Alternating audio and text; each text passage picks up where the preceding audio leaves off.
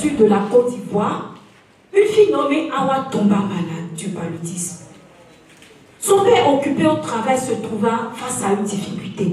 Comment va-t-il amener Awa à l'hôpital en laissant le travail de côté alors qu'il a besoin des ressources pour les soins de cette dernière?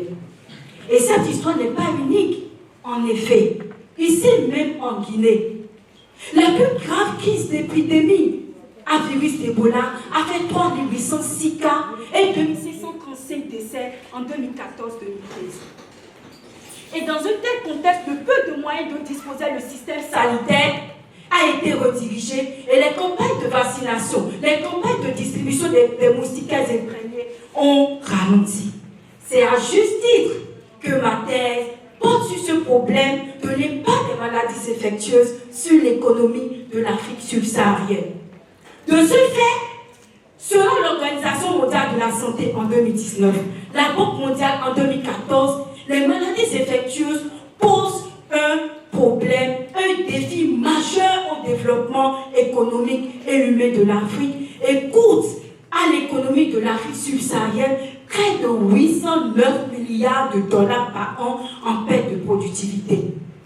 Pour traiter cette problématique, ma thèse, dans un premier temps, montre dans quelle mesure le paludisme, une maladie infectieuse, affecte la disposition des ménages, des travailleurs à choisir entre aller travailler tout en étant malade ou rester à la maison pour cause d'indisponibilité sanitaire, ce qui a des incidences sur leurs revenus. Dans un second temps, elle se veut de montrer les défis liés à la capacité d'adaptation des systèmes sanitaires face à l'émergence des maladies infectieuses, alors que le système cherche à répondre aux problèmes habituels sanitaires.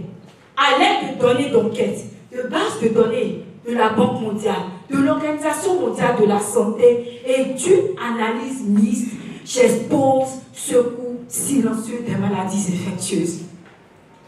Les résultats obtenus témoignent de l'importance des politiques sanitaires de prévention de ces maladies infectieuses pour réduire les pertes économiques.